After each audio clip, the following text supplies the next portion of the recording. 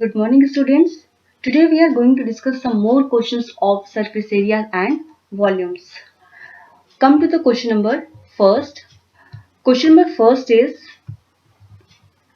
the diameter of the moon is approximately 1/4 of the diameter of the earth. Find the ratio of their surface areas. यहाँ पर बोला गया है question में कि यहाँ पर जो मून का डायमीटर है वो अप्रोक्सीमेटली अर्थ के डायमीटर का 1/4 है। हमें दोनों की जो सरफेस एरिया का रेशियो है वो फाइंड करना है।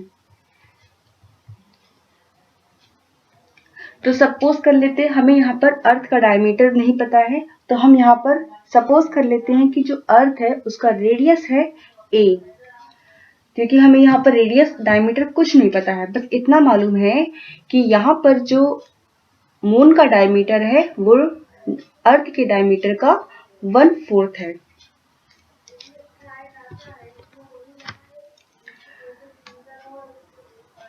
तो यहाँ पर हम सपोज कर लेते हैं कि जो अर्थ का रेडियस है वो यहाँ पर a है।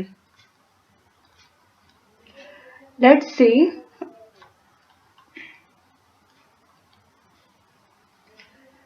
रेडियस ऑफ द अर्थ,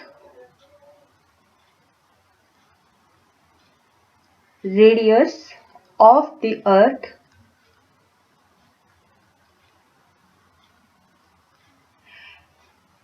इसको हम सपोज कर लेते हैं कि ये यहाँ पर a है, ये है a। अब यहाँ पर अगर अर्थ रेडियस है अर्थ का a, तो अर्थ का डायमीटर कितना हो जाएगा? अर्थ का डायमीटर कितना हो जाएगा? देयरफॉर डायमीटर ऑफ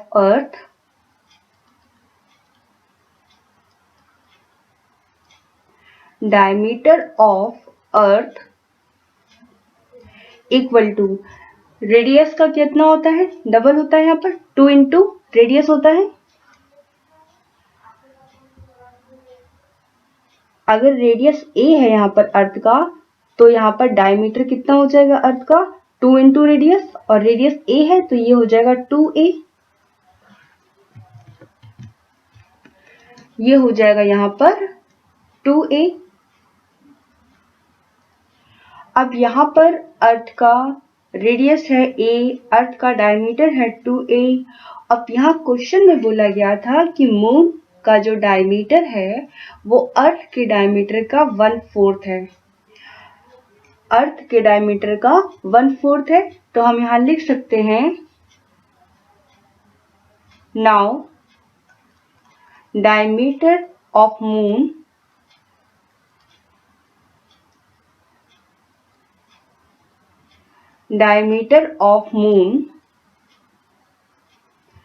ये बोला गया था कि जो मून का डायमीटर है वो अर्थ के डायमीटर का 1/4 है।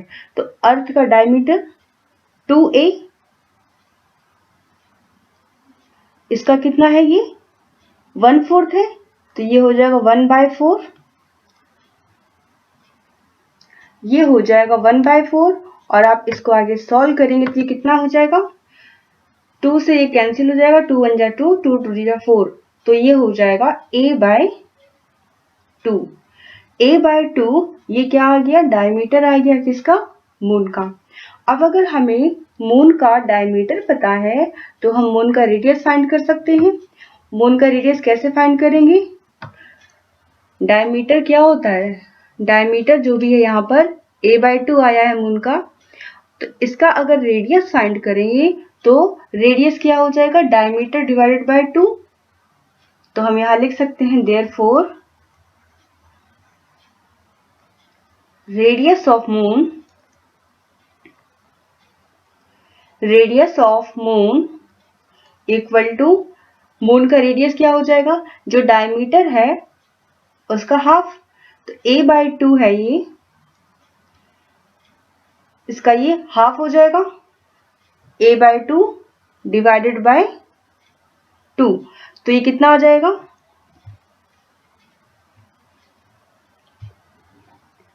अगर आप यहाँ पर अब रेडियस फाइंड करेंगे तो ये हो जाएगा, इसको हम इस तरह लिख देते हैं a/2 है जो यहाँ पर a/2 डिवाइडेड बाय 2, तो ये कितना आ जाएगा a/4। तो यहां पर मून का रेडियस हमें कितना मिलेगा a/4।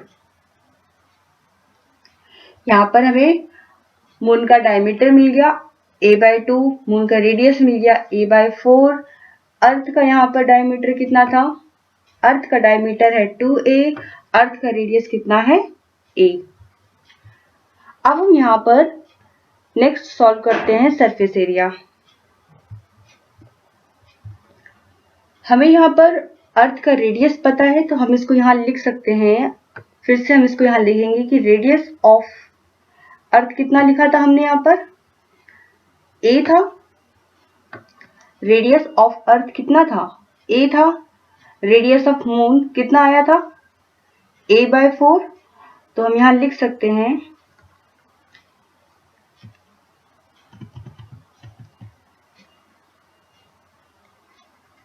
Radius of earth equal to a।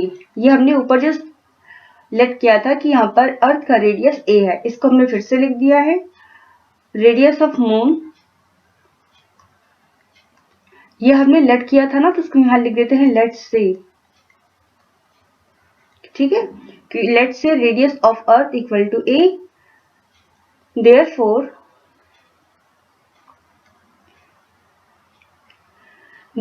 Radius of moon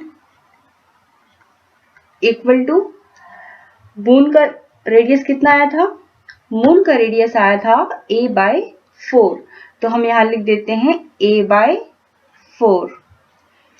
earth का रेडियस a हमने लेट किया था कि अर्थ का जो रेडियस है वो a है, मून का रेडियस कितना आया था a/4। अब अगर हम अर्थ का सरफेस एरिया फाइंड करें, अर्थ का सरफेस एरिया फाइंड करें तो क्या हो जाएगा, यहाँ पर surface area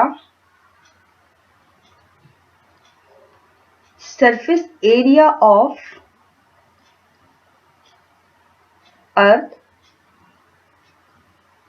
surface area of earth क्या फॉर्मूला होता है 4πr², क्योंकि जो अर्थ है यहाँ पर इसका हम सरफेस एरिया फाइंड कर रहे हैं और अर्थ यहाँ पर इसका हम यहाँ पर सरफेस एरिया फाइंड करेंगे, तो फॉर्मूला हो जाएगा 4πr² और r क्या है यहाँ पर रेडियस, r क्या है यहाँ पर रेडियस और r कितना है रेडियस a है ना, तो हम यहाँ पर r की जगह पे a रखेंगे, तो ये हो जाएगा 4πa², क्योंकि r क्या होता है रेडियस और रेडियस कितना है यहाँ पर अर्थ का a, तो यहाँ पर ये हो गया 4πa²। अब हम फाइंड करेंगे मून का surface area. Surface area of a moon, moon का सरफेस एरिया फाइंड करेंगे तो ये क्या फॉर्मूला हो जाएगा 4πr², लेकिन यहाँ पर जो r रेडियस है वो कितना है a/4 है।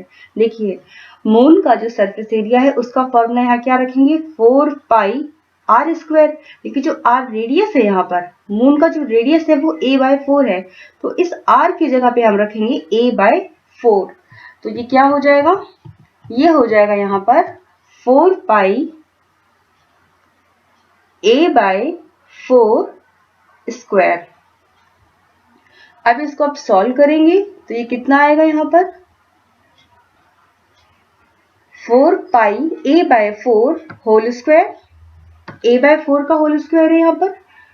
अब देखिए इसको सॉल्व करेंगे तो ये हो जाएगा 4πa/4, a का स्क्वायर और 4 का स्क्वायर, तो a का स्क्वायर ये हो जाएगा a² और 4 का स्क्वायर ये हो जाएगा 16।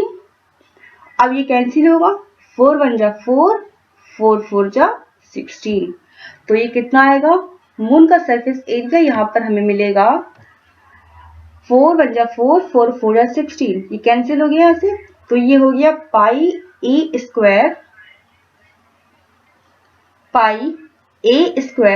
डिवाइडेड बाय 4, डिनोमिनेटर में 4 बचा है इसलिए यहाँ पर हमने 4 लिखा है।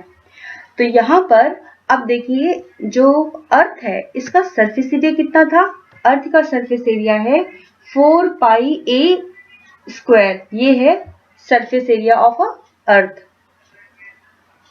ये अर्थ का सरफेस एरिया है। और जो ये है यहाँ पर पाई ए स्क्वायर बाय 4, ये मून का सरफेस एरिया है। हमें क्वेश्चन में कहा गया था कि आपको अर्थ और मून का सरफेस एरिया का क्या फाइंड करना था, रेशो फाइंड करना है। तो अब हम यहाँ लिख सकते हैं, सरफेस एरिया हमने दोनों का फाइंड कर लिया, अब हम यहाँ लिख सकते हैं रिक्वायर्ड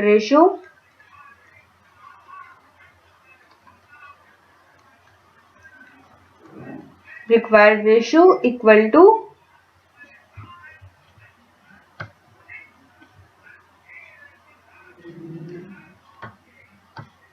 जहां पर मून का सरफेस एरिया कितना है, pi A square by 4, pi A square by 4 है, और अर्थ का surface area 4 pi A square है। तो इसको हम यहाँ पर इसका रेशो निकालेंगे तो ये कितना हो जाएगा, ये हो जाएगा यहाँ से पाई A square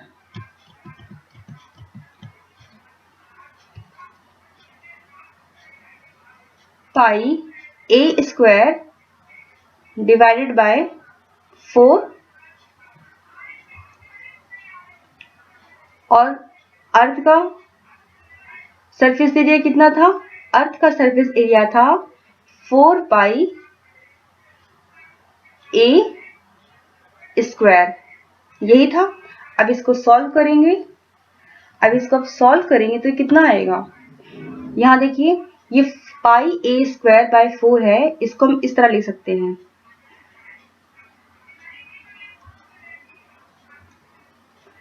pi A square यहाँ आ जाएगा और ये 4 डिनोमिनेटर में multiply 4 pi A square, 4 pi A square. अब देखिए पाई से पाई कैंसिल, ए स्क्वायर से ए स्क्वायर कैंसिल, यहाँ पे क्या बचेगा, यहाँ तो 1 बच रहा है न्यूमरेटर में और डिनोमिनेटर में क्या बच रहा है 16, तो ये हो जाएगा 1/16, ये हो गया 1/16। तो यहाँ पर हमें जो रेशो मिला है इनके बीच का वो कितना मिला है 1:16। तो हम यहाँ लिख सकते हैं therefore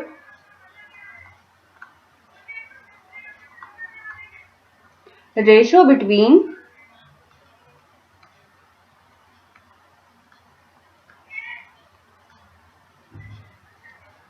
their surface area is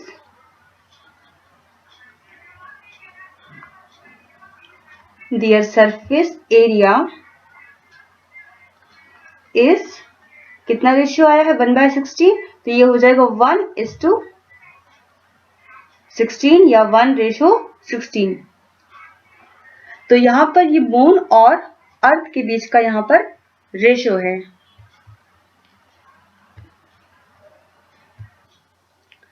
Now come to the second question, and second question is a right circular cylinder just enclose a sphere of radius r, find surface area of the sphere, second curved surface area of the cylinder, and third ratio of the areas obtained in first and second।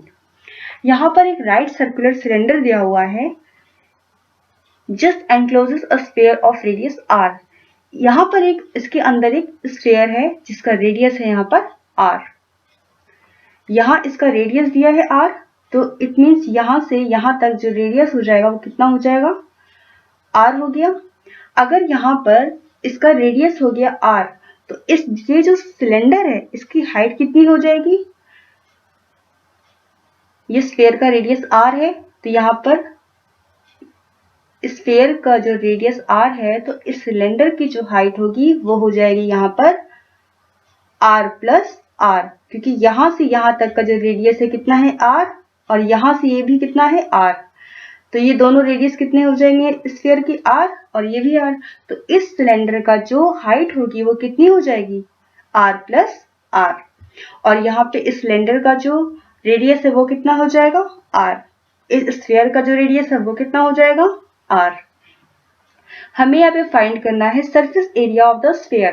First part, अगर यहाँ पर ये sphere है, इसका radius r है, तो यहाँ पर surface area of the sphere कितना हो जाएगा। First part, surface area of the sphere ये कितना हो जाएगा 4 पाई r स्क्वायर। ये हो जाएगा यहाँ पर 4 पाई r स्क्वायर। ये फर्स्ट पार्ट है surface area of the sphere. ये कितना आया 4 पाई r स्क्वायर। अब सेकंड पार्ट देखिए, यहाँ पर सेकंड पार्ट में बोला गया है इस सिलेंडर का हमें फाइंड करना है कर्व सरफेस एरिया। तो यहाँ पर हमें कर्व सरफेस एरिया फाइंड करना है। तो रेडियस तो यहाँ पर r है, हाइट कितनी है यहाँ पर, तो हम यहाँ हाइट ले सकते हैं। Height of the cylinder, height of the cylinder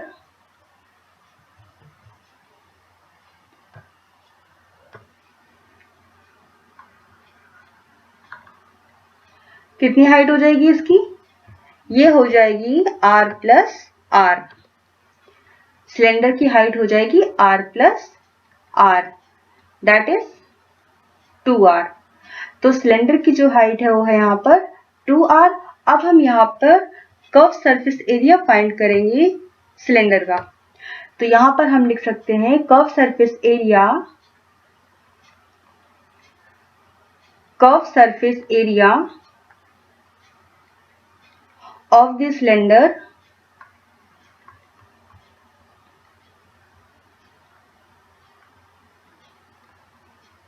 equal to, क्या फॉर्मूला होता है 2 pi RH।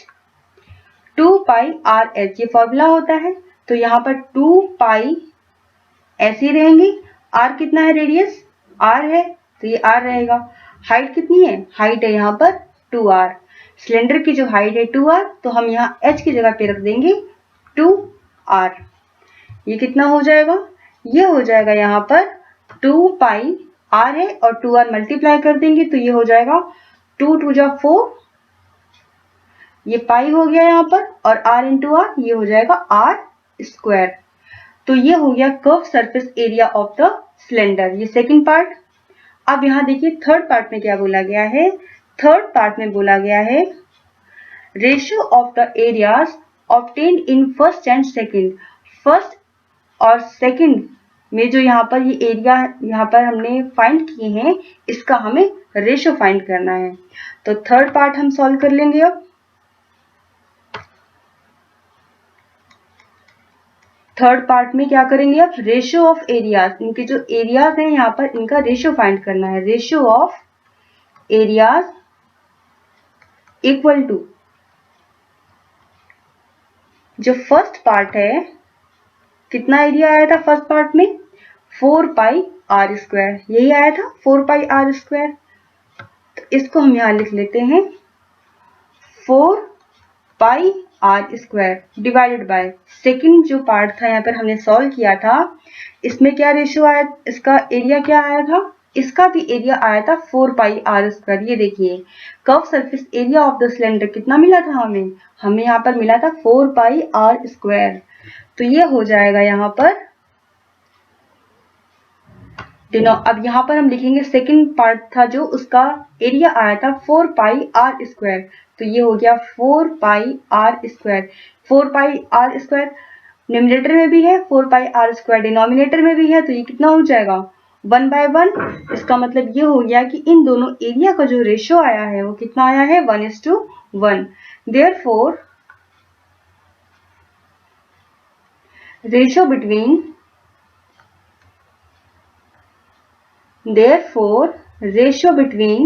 two surface area